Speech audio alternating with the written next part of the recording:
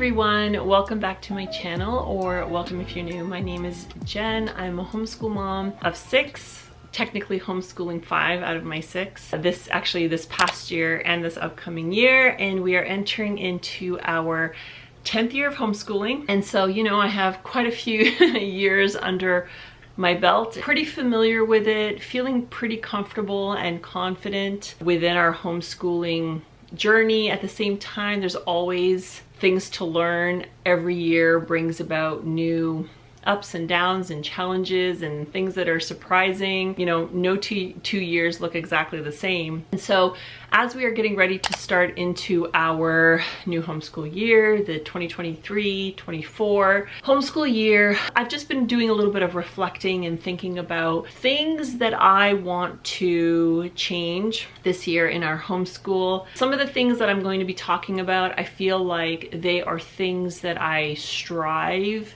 to either do or not do every year, and some years we do a little better than others. And then some of these other things are, I guess, just things that over time have sort of led me to ponder and decide, you know, what is beneficial, what is good, and what is useful in our homeschool in all areas, in terms of education, relationships, even just spiritually, just all of it. So today I'm going to discuss those things. We're just going to chat about sort of the vision, I guess, I have for our homeschooling this year. So the first thing that I want to talk about is, I've talked about this a little bit in the past. I have a video that I posted talking all about not buying all of the curriculum. I've been there. For a few years I've been there, wanting all the new and bright shiny things in terms of, you know, curriculum. Quickly learned, more times than not, ended up with more than we needed, more than we could ever get through, and then ended up just kind of feeling frustrated because of the fact that, you know, realizing that it was way too much to get through. Also that, you know, spent the money on all that curriculum. Now, that's not always the case. We've also had years where I'm pretty happy with what I've purchased, and we've utilized most, if not all of it. So I've kind of done both. Especially going into this year, I really am trying to be extra mindful as to what I am ordering, what I'm buying, and even just what I am putting on our schedule in terms of what my children will be doing in a typical day and how much they have and what their workload is. I really want to try even more so, because I would say all in all, we had a pretty successful year last year. I was really happy with how things went and what we got to. There was a few things that we didn't complete or didn't do, and I was okay with that. But even, you know, even more so going into this new year, knowing how much time we have in a day, knowing how much of that time I want taken up with my kids doing, you know, certain things. I guess I've gotten to the point where I would much rather them spend more time on more important things than try to cram in a bunch of things that are maybe not as important, or just sort of there to fill in a space, to fill in a time. And so for each of my kids, that's going to look a little bit differently. You know, I think there's the obvious things like the maths and the English and things like that. But, you know, I've talked about how I'm really big on language arts and all things surrounding language arts, because I feel like they really do follow you throughout all your subjects and then just into life, no matter what you end up going into. So I do, you know, all of my kids will do sort of like their core language arts, and then I will supplement with spelling and grammar and just all kinds of things. And it's not that I regret doing that and that I'm not going to do that, but I would say we're just going to probably cut back in how much we're doing, how often we're doing it. A lot of those things very much have been doing Monday to Friday, and it's not that they take a long time, but obviously the accumulation of 2 or 3 or 4 things, it does start to take up, you know, time in the day. And so I don't want to feel like we're rushing. I don't want to feel like oh, we didn't get this done and now we have to catch up tomorrow or whatever. So I'm gonna sort of reevaluate all of those things.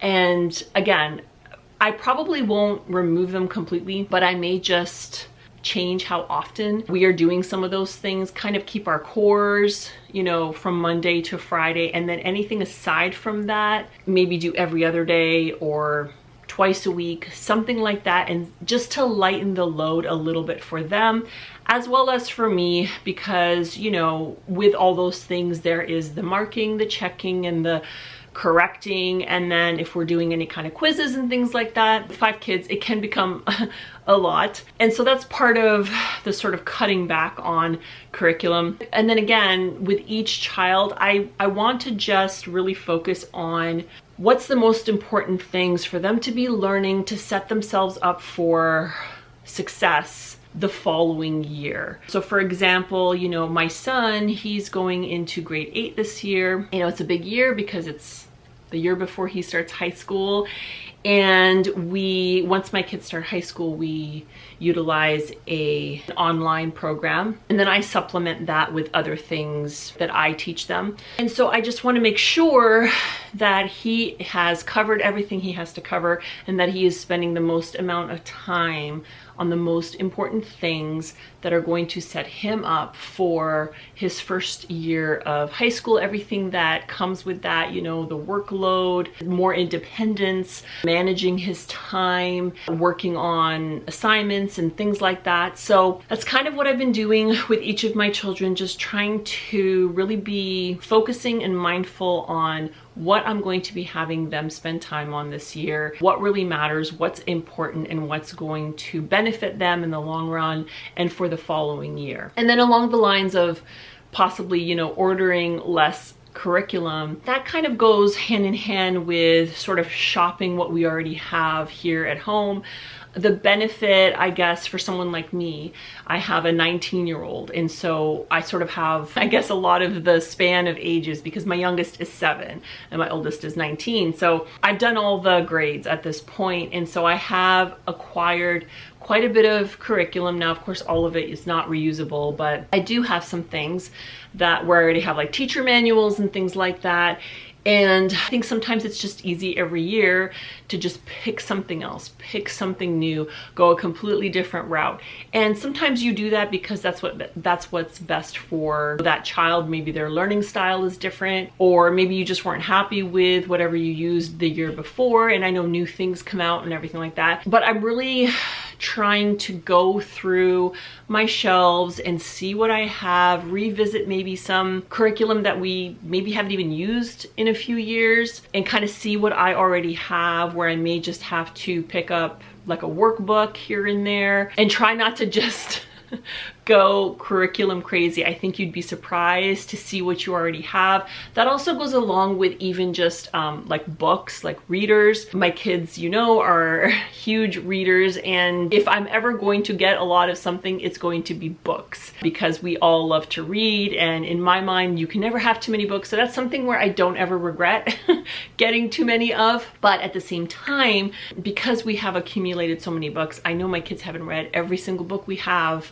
on all of our shelves. And so before I go ahead and purchase and pick their books for the following year in terms of like their personal readers, I'm going to go and see what we have. We have quite an array of books from the good and the beautiful, like they're leveled readers. We often take trips to like Goodwill and get a lot of secondhand books as well. So we have a lot of classics, especially for my younger kids who are coming up in age, in grade. You know, there's a lot of books that they have not read independently on their own. We're still gonna buy books.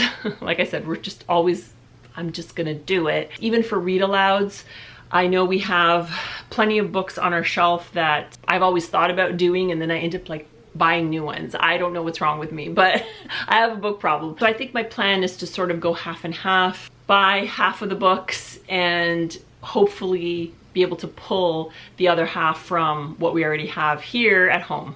So another thing that we're going to be doing a little differently this school year, this will be actually very different than we did last year, is easing up on a lot of the extracurriculars. I think it's funny when people say that homeschoolers can't socialize a lot and just don't be like, they're not able to participate. I mean, if you homeschool, then you will realize that that is laughable. But you know, my kids done everything from every sport you can think of, music, dance, swimming, like all kinds of things, cooking classes. They've been able to try out a lot of things. I don't ever feel like we've gotten to the point in general where we've overwhelmed ourselves, where we've had multiple classes like every single night.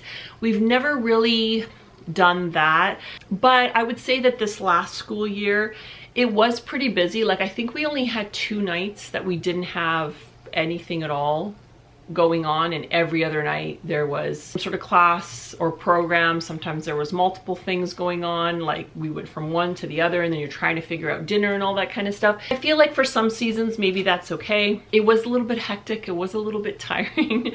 It got a little draining after a while.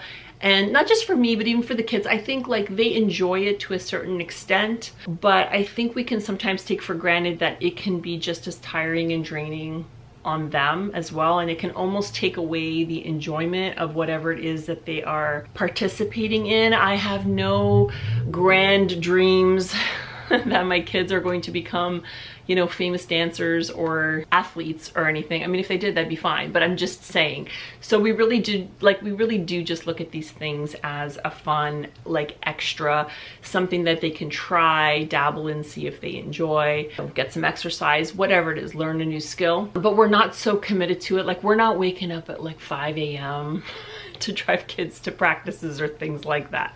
So with that being said, as much as we have enjoyed those times and those seasons, I feel like coming off of that this past year, we're all kind of ready for a break. Even like throughout the summer, we typically would have put the kids in swimming or a couple of things like that, and we didn't do that this summer either. You know, my oldest son, he's starting college in the fall, and my oldest daughter, there's a chance she may be working a little bit. We really want the kids to be able to focus on getting more involved in our church. Last year, it just kind of happened that the girls' ballet, they were taking ballet, and it ended up being on the same night as our church's youth group, and which we didn't know ahead of time because it was a new church that we were attending. But anyway, so the kids kind of missed out on that, and we kind of just want to pick and choose where we are focusing the kids' extra time and not overdoing it too much for them, so that they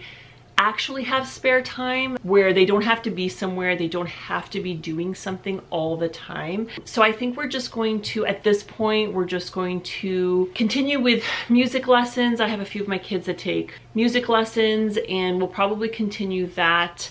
Aside from that, I don't know, like we may add in one other thing possibly, but between music lessons again and their involvement with church, I kind of just want to use whatever time we have that's like extra to sort of develop and focus some more on real life around the house skills. And it's not that we haven't done that before, but just leave a little bit more open time for things like cooking and baking. A few of my girls want to learn to sew, knitting, like there's just, you know, those little things that just, it's so easy for time to get away from you, or your time is just filled right up until bedtime.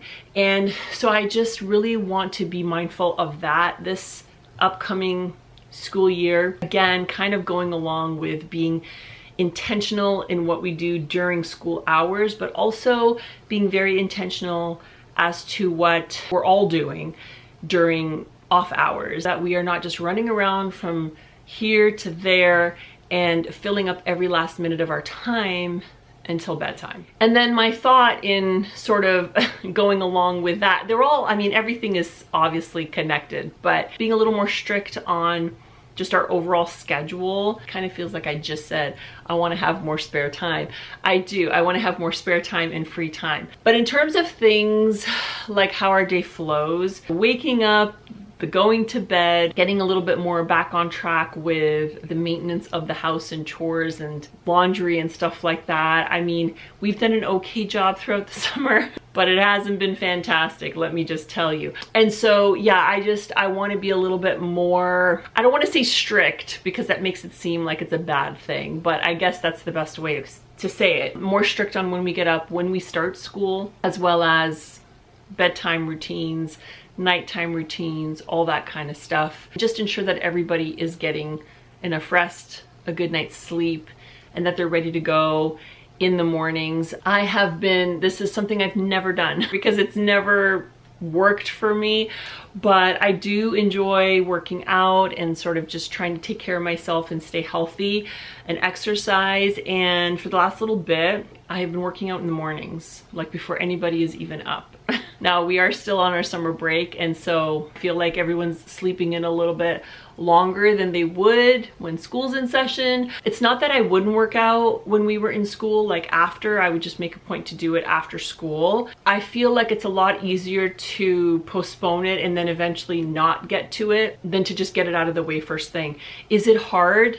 Yes, it's very hard. And especially for me, because I do suffer with like chronic pain, and a lot of times when I get up in the morning, I'm not 100% myself, and I don't really know how I'm gonna feel when I wake up. But I have just sort of been pushing through, and at the end of the day, literally at the end of the day, I just feel better about myself. And basically what I'm saying is that I am in no way a morning person. I have never in my whole life have I ever been a morning person. And so it's shocking. It's shocking to my husband, it's shocking to me that I've been doing this and sticking to it. And originally I was thinking I'm not gonna do this when school is back on. Like I was already planning to change it once school was in session. Now I'm just thinking I can say to myself that I can make it work after, because I've done this before. I mean, it's not like I just started working out. I would say at least twice a week I would forego doing a workout because things were so busy at night. I was too tired, something came up, I don't know. But the closer you get to the end of the night, the harder it is. That's my plan. Honestly, I don't know. Will I stick to it? I'm not sure. And maybe I'll have to do an update on here in a few months on everything I'm talking about and let you guys know what's working, what's not, what I've stuck to, what I haven't. But that's the plan right now. Again, I just feel so much better. I mean, I feel so much better when I work out, but as much as I cannot stand waking up in the morning, as soon as I get to the gym, I'm in the middle of my workout and I leave there, it just feels so good. I feel like I've already accomplished so much and my day is just getting started. That's my plan going into school. I'll let you know how it works. And then the last thing that I want to do a little differently going into this new school year is just to be more flexible, take things a little more slow, relax a little. Just calm myself down a little bit and not get so, I don't know, like not get so worked up about things that there's no reason to get worked up about. Like I said, I've been doing this for a while. I think just in life in general and just being a human being as you grow and you get older, there is the ideal version of yourself that you want to be. And then there's the version of yourself that is the reality that you are. And it can depend on the day, it can depend on the year, it can depend on the month. It's just different for everybody. How close or far are you from the ideal version of yourself, the version of yourself that you want to be? And I feel like this last year, I just was way more high-strung and stressed about things that looking back, I'm like, what was my problem? Why was I taking it all so seriously?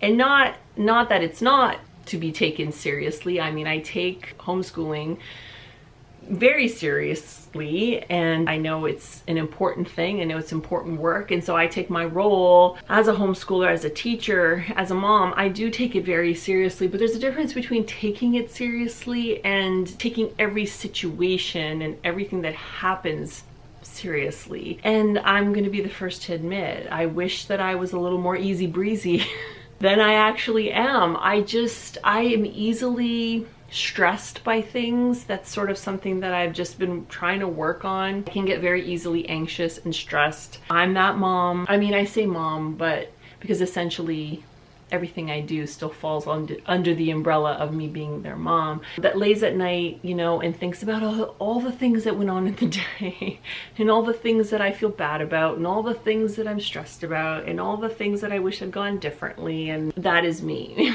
That is me.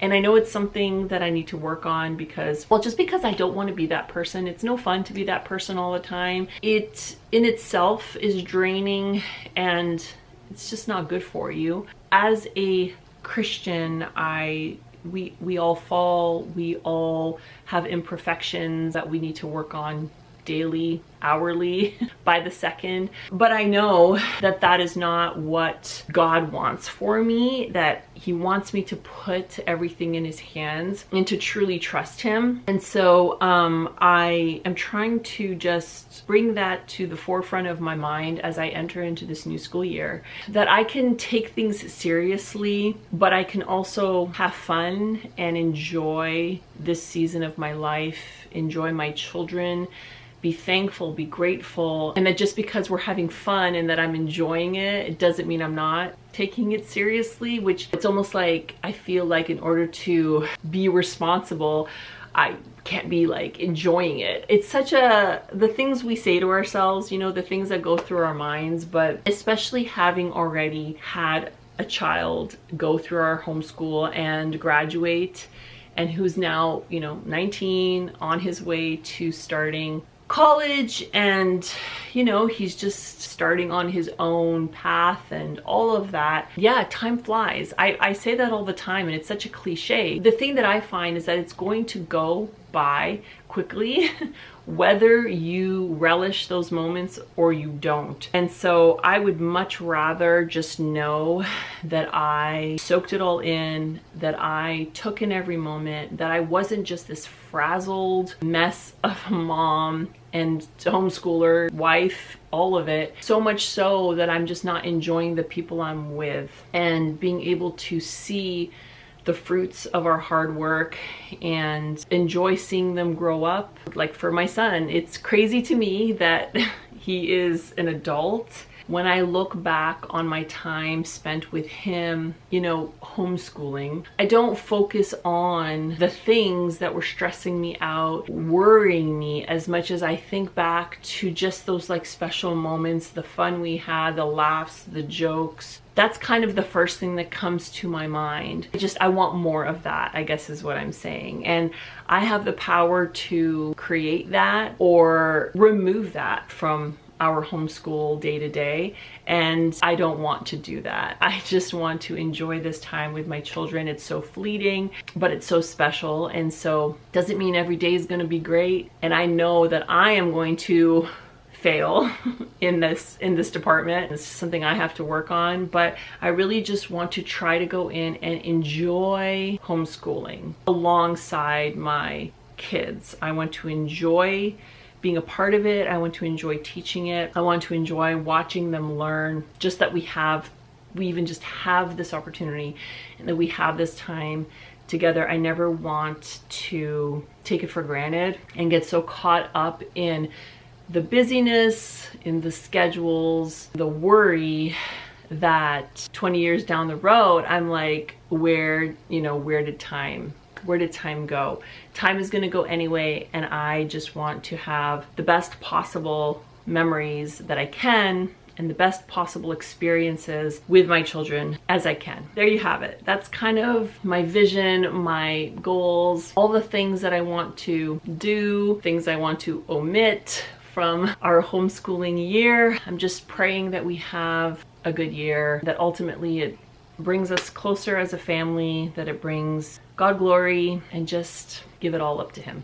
I hope you guys enjoyed today's video and just hearing a little bit about my plans for our upcoming homeschool year. Let me know down below, maybe something that you are trying to focus on within your homeschool, or something that you want to do different from last year, any kind of goals or plans that you have. I would love it if you would subscribe, and thank you so much for joining me here, and I will see you in my next video. Bye.